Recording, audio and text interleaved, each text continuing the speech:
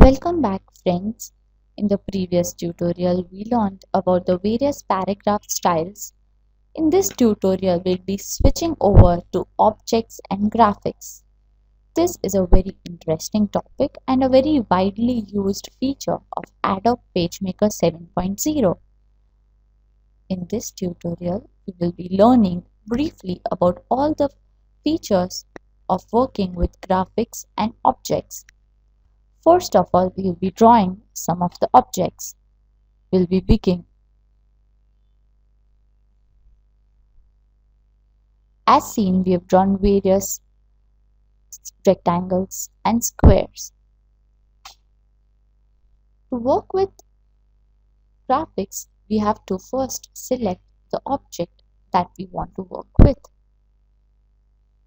Right now, we will be selecting a rectangle, and by pressing on the Shift key, we will be selecting the next circle.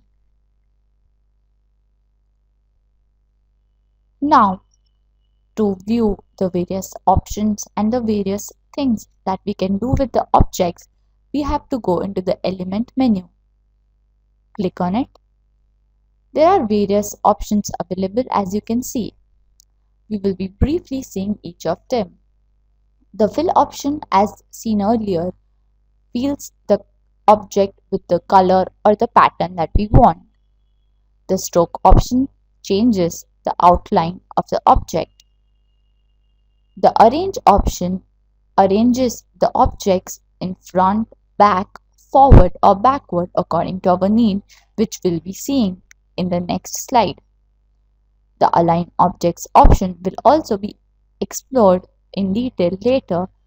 It basically aligns the object and distributes it as we want. Here we'll be starting with the group option. The group option can only be availed if we select two or more than two objects. The group option will combine the objects that we have selected. Click on it once to see the changes. The two objects have now been combined into one. Initially, we could see the selection handles on both the objects separately, whereas now we can see the selection handles only on one of the object. The two objects have been combined into one. To apply the reverse procedure, go into the element menu again, click on ungroup option. See the changes on the drawing area. The two objects again now have different selection handles.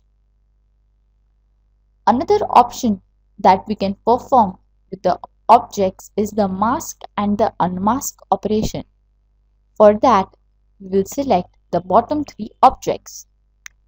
You have to press the Shift key while you select all the three objects.